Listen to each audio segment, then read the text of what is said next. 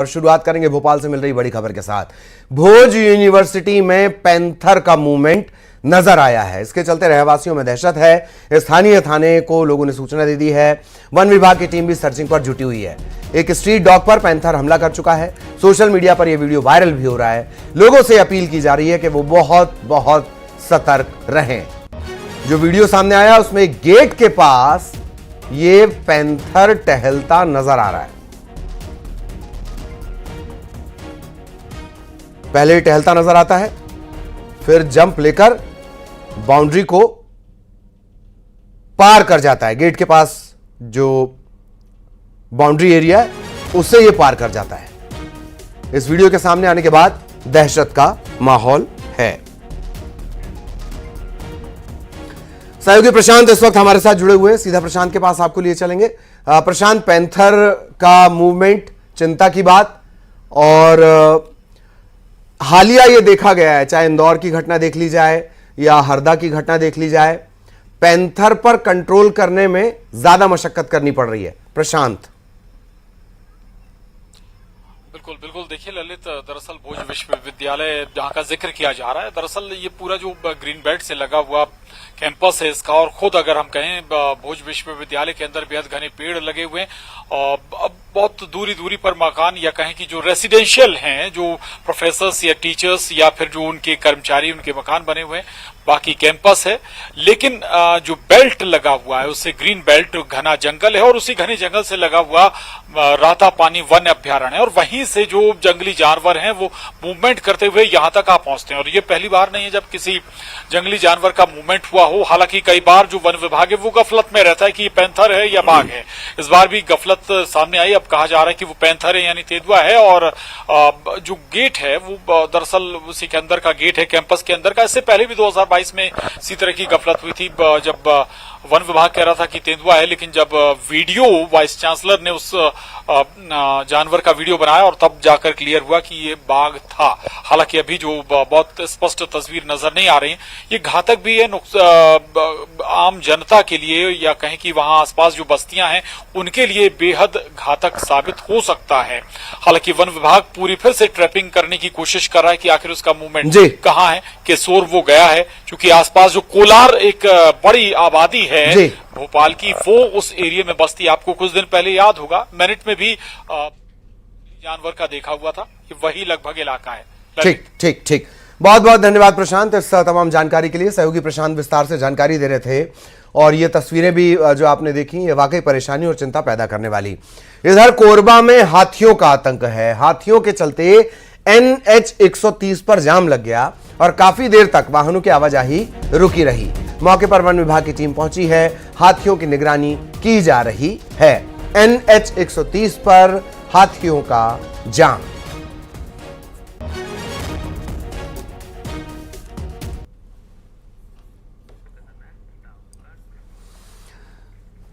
भोपाल के Gandhi medical college के माहौल को लेकर एक चिट्ठी सामने आई है। इसमें मेडिकल कॉलेज के माहौल को टॉक्सिक बताते हुए 31 मई 2024 को ग्रुप सुसाइड की बात कही है।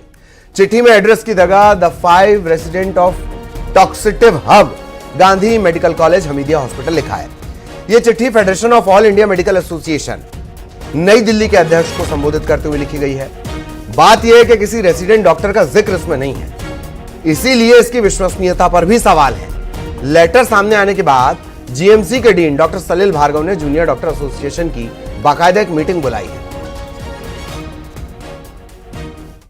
से हमें अवगत हुआ है कि जूनियर डॉक्टर्स को किस प्रकार से 24 घंटे से 36 घंटे तक लगातार काम कराया जा रहा है। उन्हें काम कराने के बावजूद कामचोर और अन्य शब्दों से उन्हें डराया जाता है, धमकाया जाता है। 3rd ईयर में फेल करने की धमकी दी जाती है, एवं साथ ही साथ जो सीनियर कंसल्टेंट्स के द्वारा अपशब्द कहे जाते हैं वो बिल्कुल भी सहनीय नहीं है। और जिस प्रकार का रवैया पूर्व में टॉक्सिक कल्चर वाला था, वह टॉक्सिक कल्चर फिर से इन पत्रों के माध्यम से हमें पता चला है।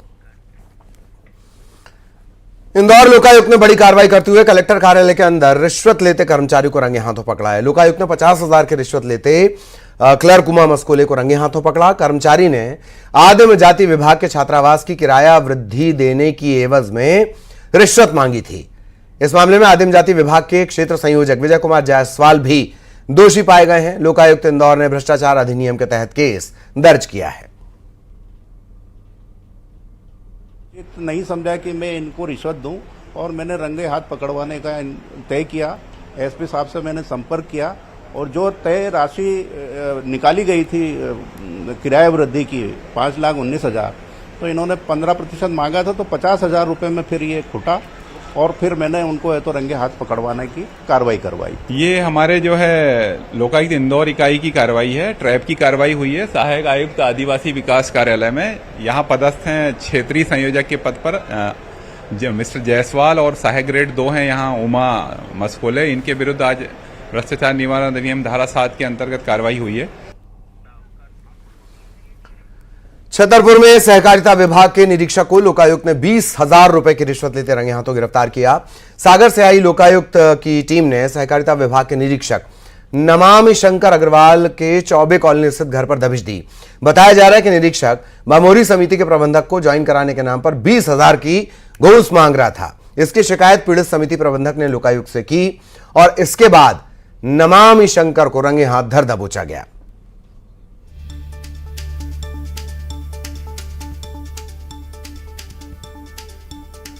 के द्वारा उक्त जांच में सहयोग करने के एवज में 50,000 रुपये की रिश्वत की मांग की जा रही है और हमारे द्वारा तस्दीक किया गया। तस्दीक पर यह पाया गया कि जब मांग वार्ता रिकॉर्ड हुई है तो रिकॉर्ड के दौरान वो 25,000 रुपये की रिश्वत लेने को सहमत हो गए थे। वार्ता के समय ही इनके द्वारा 5,000 रुपये आवेदक से प्राप्त कर लिए गए थे और आज दिनांक को 20,000 रुपये की रिश्वत राशि लेते हुए इनके चौबे कॉलोनी स्थित निज मकान पे इनको पकड़ा गया है और धारा 7 भ्रष्टाचार निवारण अधिनियम के तहत प्रकरण पंजीबद्ध किया जाकर कार्रवाई जारी है। और जग्गी हत्याकांड से जुड़ा बड़ा अपडेट आपको बता दें, इसमें वारंट जारी हुआ है 25 आरोपियों के खिलाफ और 2 आरोपी ऐसे जिन्होंने अदालत में सरेंडर कर दिया है। बेहद चर्चित यह मामला जग्गी हत्याकांड से जुड़ा हुआ 25 के खिलाफ वारंट जारी, 2 ने कोर्ट में सरेंडर किया।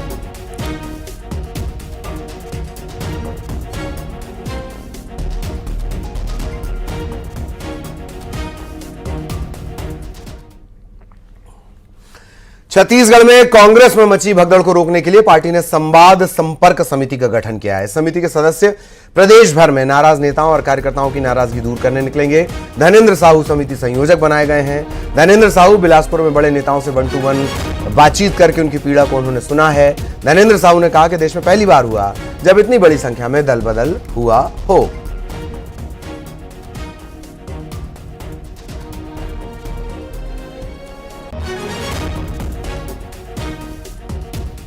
दल बदल कराने में जुटी हुई है, उससे भी हम लोग रोक सके लोगों को, ये भी उद्देश्य है इसका। क्योंकि ये हाई कमान के ऊपर निर्भर करता है। प्रत्याशी चयन की प्रक्रिया जो है काफ़ी सोच समझ करके हमारी विभिन्न स्तर की कमेटियां बनी रहती हैं। राज्य स्तर की चुनाव समितियां हैं, स्क्रीनिंग कमेटी है, फिर हमारा CEC है।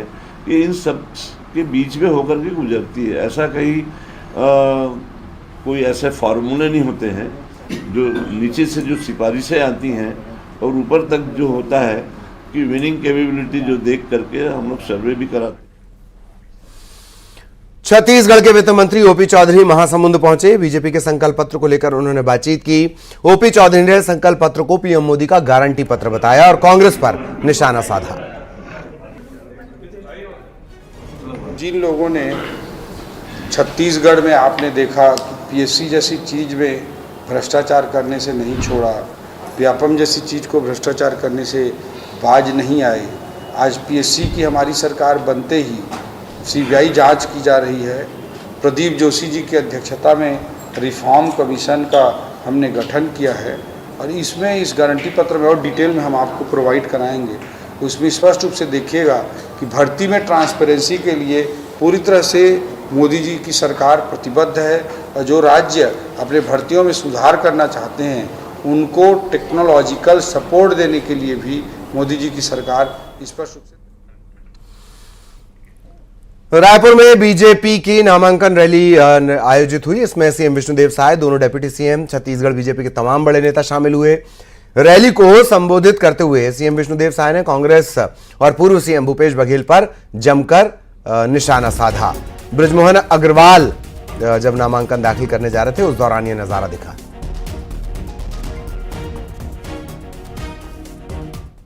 आपन से यही आग्रह है कि अभी के जो लोकसभा चुनाव है बड़ा महत्वपूर्ण चुनाव है।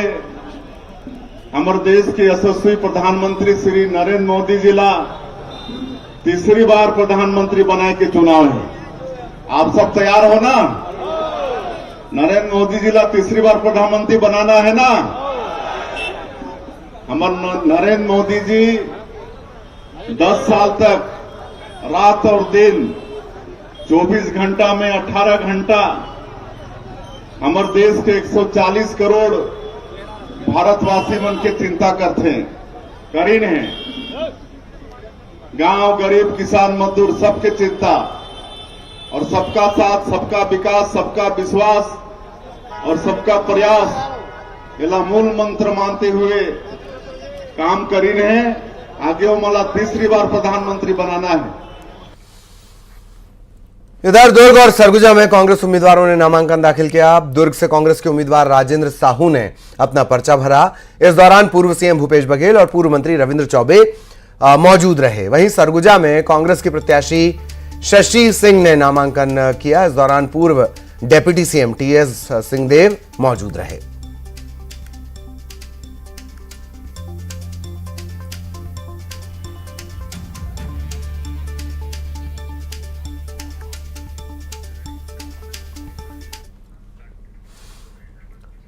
अनूपपुर जिले के रामनगर खदान में हैवी ब्लास्टिंग की वजह से यहां रहने वाले लोगों के घर दरक रहे हैं। खुले खदान में हैवी ब्लास्टिंग की वजह से राम जानकी मंदिर वार्ड नंबर 12 में कई लोगों के घरों में दरार आ गई है। कुछ लोगों के घरों की दीवार गिर तक गई है।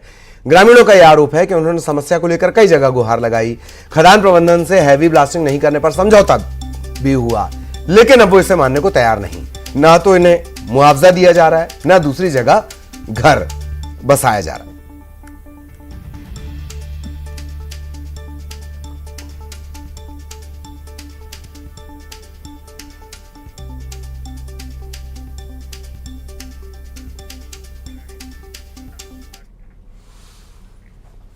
उज्जैन में बाबा महाकाल की भस्म आरती में शामिल होने की अनुमति देने के नाम पर ठगी का मामला सामने आया। आरोपों के मुताबिक एक पुजारी के सेवक ने 7 लोगों से सुबह बाबा महाकाल की भस्म आरती में शामिल होने के लिए 14,000 रुपए लिए और पैसे लेने के बाद भस्म आरती में शामिल होने की अनुमति भी नहीं दिलाई। श्रद्धालुओं की लिखित शिकायत के बाद मंदिर प्रशासन ने पुजारी के सेवक को मंदिर के विशेष रास्तों से प्रवेश पर प्रतिबंध लगाया है।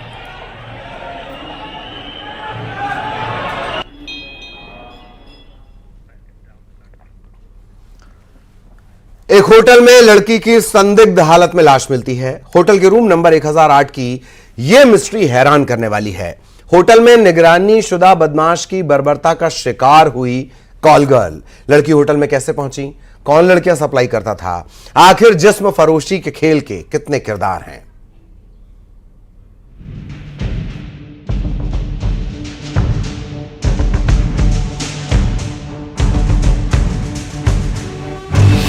होटल के रूम नंबर 1008 की मिस्ट्री। होटल में लड़की की लाश, बदमाश का वहशीपन, क्यूआर कोड से खुला राज,